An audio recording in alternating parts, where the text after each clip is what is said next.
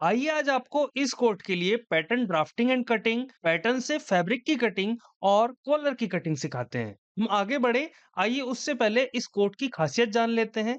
सबसे पहले हमने जो इसमें कॉलर लगाया है, उसमें नॉच यानी कि ये पॉइंट जहां पर कॉलर और लपेल आपस में मिलते हैं वो लो रखा है और इसी वजह से इसे लो नॉच लपेल कॉलर कोट कहा जाता है।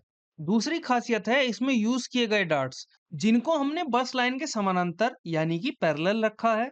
और हमारे बहुत सारे व्यूअर्स काफी बार कमेंट करते हैं कि ये व्हाइट व्हाइट हम क्या यूज करते हैं। आइए आज इसके बारे में भी डिटेल में बात कर लेते हैं। इसको बोला जाता है फ्यूजिबल एडहेसिव इंटरलाइनिंग बुकरम। इसका मतलब आयरन करने पर आसानी से चिपक जाने वाली और अस्तर व कपड़े के बीच में लगाए जाने वाली बुकरम। हम अपनी वीडियो में इसे ही फ्यूज पेपर कहकर पुकारते हैं। ये बहुत सारी क्वालिटीज में लोकल मार्केट और ऑनलाइन अवेलेबल है। आप चाहें तो इसे ऑनलाइन भी मंगवा सकते हैं, लेकिन हम आपको यही सजेस्ट करेंगे कि आप लोकल मार्केट में जाएं और अपने हाथों से क्वालिटी चेक करके इसको खरीद लें। आइए आगे बढ़ते हैं। यहाँ हमने फ्यूजिबल बुकरम को या कह लीजिए फ्यूज पेपर को डबल लेयर्स में रखा है, ताकि लेफ्ट और राइट साइड दोनों के लिए ही पैटर्न हमें एक बार में मिल जाए। हमेशा की तरह ही हमने फ्यूज पेपर के एक साइड पर एक स्ट्रेट लाइन बनाई है। इस लाइन को आज की वीडियो में हम शोल्डर लाइन मान करके चलेंगे। अब हमने शोल्डर लाइन से 8.5 इंच दूर पहला निशान बस्ट लाइन के लिए लगाया है, जबकि अगला निशान 26 इंच पर लगाया है। इसका मतलब है कि हम कोट की लंबाई 26 इंच रखने वाले हैं। अब हमने इन दोनों निशानों के सामने की तरफ दो और निशान इसलिए लगाए हैं, ताकि अब हम जो लाइंस ड्रॉ करेंगे वो सीधी रहें। आप देख सकते हैं कि हमने यहाँ पर बस्ट लाइन ड्रॉ कर ली है और यहाँ पर हिप लाइन ड्रॉ कर रहे हैं। इस तरह से हमने शोल्डर लाइन, बस्ट लाइन और हिप लाइन बना ली है। इन्हीं तीनों लाइंस के बीच में हम हमारे पैटर्न के लिए आगे मार्किंग करेंगे। आइए आगे बढ़ते हैं। अब इस तरफ से भी हम एक लाइन इसलिए ड्रॉ कर रहे हैं, ताकि फ्यूज पेपर में अगर इस तरफ कोई भी टेढ़ापन है और उसकी वजह से हमारे मेजरमेंट में कोई गड़बड़ी ना आए, इसके लिए हमने ये लाइन बनाई है। इसके बाद इस लाइन से 2.5 इंच दूर पहला निशान शोल्डर लाइन के ऊपर, जबकि इतनी ही दूरी लेकर दूसरा निशान हमने हिप लाइन के ऊपर लगाया है। अब इन दोनों पॉइंट से होते हुए हम जो ये लाइन बना रहे हैं, इसका प्रयोग हम कॉलर का ये हिस्सा बनाने में करेंगे। बाकी आप इसकी चौड़ाई 2.5 इंच से थोड़ी कम या ज्यादा भी ले सकते हैं। शोल्डर लाइन से 12 इंच नीचे लगाया गया ये निशान हमने नोच यानी कि इस डिजाइन के लिए बनाया है। तो वहीं गले की चौड़ाई के लिए यहाँ से 3.5 इंच लिया है। आगे की मार्किंग के लिए इस पॉइंट पर अब हमने एक लाइन बनाई है। इसके बाद बस साइज 40 के लिए इस लाइन से या कह लीजिए इस पॉइंट से 10 इंच दूर एक निशान लगाएंगे। यहाँ ध्यान देने वाली बात यह है कि हमने मेजरमेंट यहाँ से लिया है, ना कि इस लाइन से, क्योंकि हमारी इस लाइन का ये पॉइंट ही तैयार कोट का ये वाला पॉइंट है। इसके बाद हमने हिप लाइन पर भी 10 इंच की ही दूरी लेकर निशान लगा लिया है। अब अगर आपको याद हो कि हमने शोल्डर लाइन से 12 इंच नीचे एक पॉइंट यहाँ बनाया था, बस इसी पॉइंट के ठीक सामने इस लाइन से 1 इंच आगे एक निशान कॉलर के इस हिस्से के लिए बनाया है। इसके बाद शोल्डर, जिसको लोग तीरा भी कहते हैं, उसके लिए इस लाइन से 8.5 इंच दूर शोल्डर लाइन पर मार्क किया है। इतना करने के बाद शेप स्केल की मदद से बस्ट लाइन और हिप लाइन के दोनों एंड पॉइंट्स को आपस में मिला लेंगे। अब हम आर्म होल को शेप देने की कार्रवाई शुरू कर रहे हैं। इसके लिए हमने सबसे पहले शोल्डर लाइन से बस्ट लाइन तक एक तिरछी लाइन बनाई है और जैसा कि आप देख पा रहे होंगे कि हमने शोल्डर को सवा यानी कि 1.25 इंच डाउन किया है। आप इसे 1 इंच से थोड़ा बहुत कम या ज्यादा अपने अनुसार रख सकते हैं। अब इन दोनों पॉइंट्स को मिलाते हुए एक लाइन ड्रॉ की है। इसके बाद इस तरह की एक रेफरेंस लाइन बनाने के बाद आर्म होल को इस तरह से गोलाई या कह लीजिए कर्व दे देना है। अब इन दोनों पॉइंट्स को आपस में मिलाते हुए एक लाइन यहाँ बनाने के बाद एक लाइन यहाँ भी हम लोग बना लेंगे। इन दोनों का ही पर्पस आपको अभी थोड़ी देर में बहुत ही अच्छे से क्लियर हो जाएगा। फिलहाल के लिए आगे बढ़ते हैं। इस लाइन पर यहाँ से 1 इंच ऊपर एक पॉइंट यहाँ बनाया है और फिर इस तरह से एक छोटी लाइन भी बना लेनी है। अब इस लाइन को थोड़ा सा डाउन करेंगे और लगे हाथ इस लाइन से 1.25 इंच ऊपर एक पॉइंट यहाँ बनाएंगे। ये लाइन हमने 0.2 इंच डाउन की है क्योंकि नोच के इस हिस्से को हम थोड़ा सा तिरछा रखना चाहते हैं ताकि लुक अच्छा आए, और बस इसीलिए ये 0.2 इंच फिक्स नहीं है, आप इसे कम या ज्यादा अपनी श्रद्धा के अनुसार कर सकते हैं। शोल्डर लाइन पर कॉलर की चौड़ाई के लिए 2.5 इंच यहाँ से नापकर निशान लगाया है। इसके बाद इस पॉइंट को और इस पॉइंट को आपस में मिलाते हुए एक लाइन बना लेंगे। इतना करने के बाद एक छोटी सी लाइन यहाँ पर भी बनाएंगे। अब आगे बढ़ने से पहले अगर आप तैयार कोट को देखेंगे पाएंगे कि हमने यहाँ कोट की शेप को कर्व में बनाया है।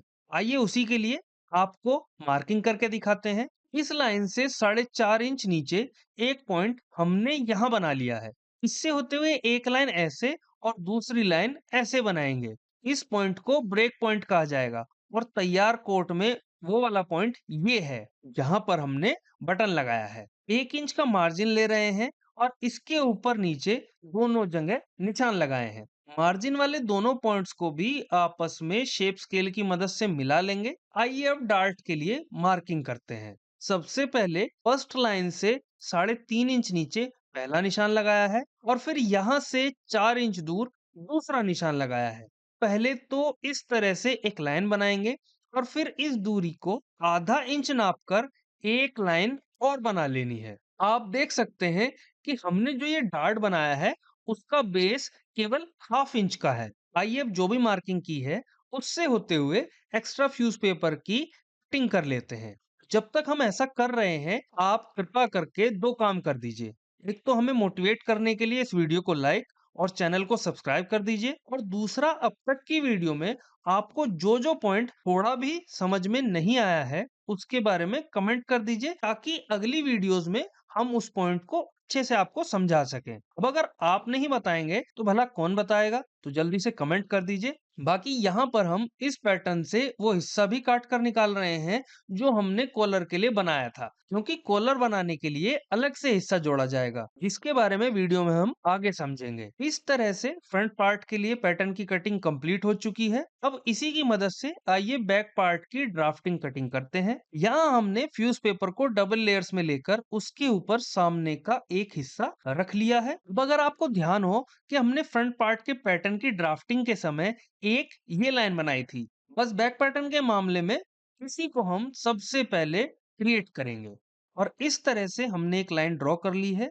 बैक शोल्डर को सामने वाले हिस्से के मुकाबले बढ़ाकर लेने के लिए हम लोग लाइन ड्रॉ कर रहे हैं। शोल्डर की लेंथ हमने फ्रंट के बराबर ही यानी कि 8.5 इंच ली है, तो वहीं बैक गले की चौड़ाई के लिए 3.5 इंच पर और गहराई के लिए 1.5 इंच पर निशान लगाया है। गले को कर्व देने के बाद आइए अब कटिंग करते हैं। कटिंग करते समय आपको एक बात ध्यान ये रखनी है कि जब आप बैक पार्ट में आर्म होल की कटिंग करेंगे तो जिस तरह हम बैक आर्म होल को बढ़ाकर काट रहे हैं ठीक आपको भी उसी तरह बैक आर्म होल को बढ़ाकर काटना होगा। अगले और पिछले आर्म होल के बीच की दूरी आमतौर पर आधे से 1 इंच के बीच में रखी जाती है। आप देख सकते हैं कि हम मार्जिन लेते हुए बैक पार्ट की कटिंग कर रहे हैं और अब इस लाइन को कंप्लीट कर लेंगे। आगे बढ़ने से पहले आप तैयार कोट के बैक साइड को देखिए। यहाँ पर हमने जो ये डिजाइन बनाया है इसे वेंट कहा जाता है और इसी के लिए हम नीचे से 9 इंच ऊपर एक निशान लगा रहे हैं। अब फ्रंट पार्ट के मामले में यहाँ इस लाइन से इधर जो ये हिस्सा है उसका तो यूज है लपेल आदि को शेप देने में, लेकिन बैक पार्ट में तो लपेल वगैरह होता नहीं और इसी वजह से इस हिस्से का कोई रोल नहीं है, इसलिए इसको काट करके हम लोग हटा देते हैं। और हमने इस हिस्से को इसलिए छोड़ा है क्योंकि इसका यूज अंदर की साइड किया जाएगा और तैयार कोट में ये कुछ ऐसा दिखाई देगा। थोड़ी सी और काट छांट के बाद बैक साइड का पैटर्न तैयार हो चुका है। आइए अब फ्रंट और बैक दोनों पैटर्न को रखकर देखते हैं। सब कुछ ठीक लग रहा है और ये है वो डार्ट जिसको हम सिलाई करते समय या तो काट कर हटा देंगे या अंदर की तरफ फोल्ड कर देंगे।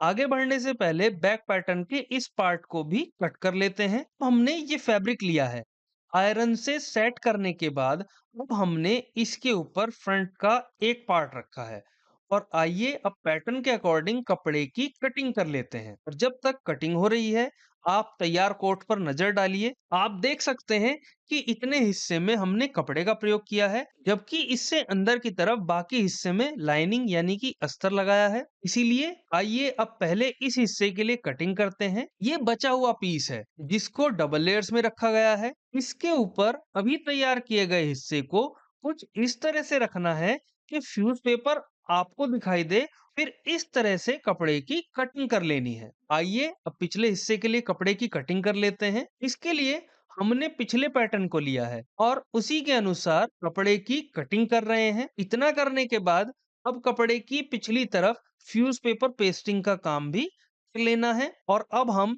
लाइनिंग की कटिंग करने जा रहे हैं।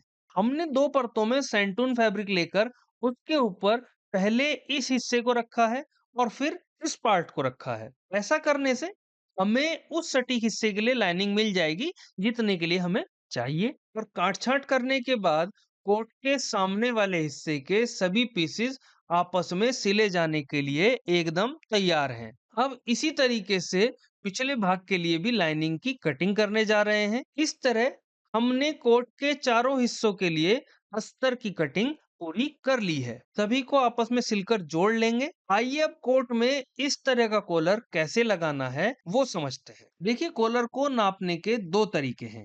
एक तो अगर आपके पास डमी है तो कोट को डमी पर रखकर आपको नोच यानी कि इस पॉइंट से ऊपर की तरफ नापना शुरू करना है। गर्दन के पीछे से होते हुए दूसरे सिरे तक कुछ इस तरह से नाप लेना है।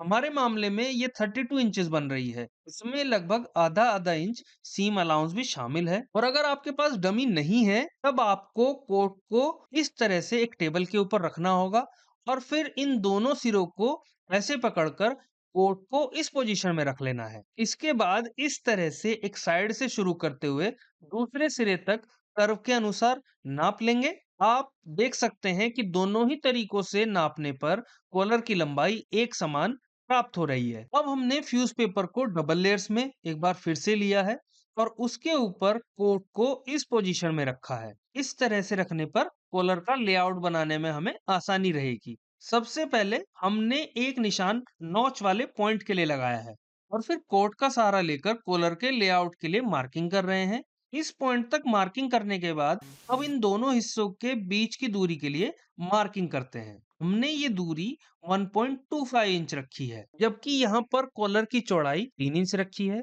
और हम जैसे जैसे गर्दन की तरफ जाएंगे ये चौड़ाई कम होती चली जाएगी। आप देख सकते हैं कि यहाँ पर ये 2.5 इंच हो गई है। शोल्डर जॉइंट्स यानी कि यहाँ तक हमने कॉलर के लिए मार्किंग कर ली है। आइए अब इससे आगे यानी कि गर्दन के पीछे वाले कॉलर की मार्किंग करते हैं। कोट को एक साइड रखेंगे और आगे बढ़ने से पहले जो मार्किंग की थी उसको पक्का कर लेते हैं। अब अगर आपको याद हो तो हमने कॉलर की हाफ लंबाई यानी कि आधी लंबाई 16 इंच ली थी। इसीलिए यहाँ से नापना शुरू करेंगे और ऊपर जहां तक 16 इंच बन रहा है वहां मार्क करते हुए इस तरह से लाइन को आगे बढ़ा लेना है। इस सिरे पर कॉलर की चौड़ाई 2 इंच लेकर निशान लगाया है। इसके बाद बाकी बचे हिस्से में भी मार्किंग कंप्लीट कर लेंगे। और आप यहाँ पर देख पा रहे होंगे कि एक सिरे से दूसरे सिरे तक कॉलर की लंबाई 16 इंच बन रही है। और अगर कॉलर की चौड़ाई पर गौर करें तो यहाँ चौड़ाई 3 इंच, यहाँ 2.5 इंच, जबकि यहाँ 2 इंच ली गई है। अब फ्यूज पेपर को इस तरह से रखेंगे और की गई मार्किंग के अलावा जो भी एक्स्ट्रा फ्यूज पेपर है उसको कट कर लेंगे। आप देख सकते हैं कि हमने तीन तरफ से फ्यूज पेपर को कट कर लिया है और हमारा कॉलर कुछ ऐसा दिखाई दे रहा है। अब हम उस हिस्से को फोल्ड कर रहे हैं जो कोट के साथ सिला जाएगा। फोल्ड करने के बाद आवश्यकता अनुसार आयरन भी की है ताकि कॉलर अच्छे से शेप में आ जाए। और देखिए, कॉलर एकदम तैयार है। लेकिन ऐसा संभव नहीं है कि हम इसको ऐसे ही कोट के साथ अटैच कर दें। इसलिए फैब्रिक की कटिंग करने जा रहे हैं। यहाँ हमने कपड़े को इस तरह से रखा है कि इसकी जो प्लेन साइड है वो सामने की तरफ हो। अब इसके ऊपर कॉलर को रखा है और आयरन इसलिए कर रहे हैं ताकि ये रिंकल्स निकालने के साथ साथ ये कपड़े पर भी पेस्ट हो जाए। अब फ्यूज पेपर के अनुसार और सीम अलाउंस छोड़ते हुए कपड़े की कटिंग कर लेंगे। इसके बाद इस पीस की मदद से ही दूसरे हिस्से की भी कटिंग कर लेनी है। आप देख पा रहे होंगे कि कॉलर के दोनों हिस्से तैयार हैं। यहाँ हम दोनों पीसीस को इस तरह से रख रहे हैं ताकि कपड़े का प्रिंटेड पार्ट एक दूसरे की तरफ रहे, या कह लीजिए फ्यूज पेपर वाला हिस्सा बाहर की तरफ रहे।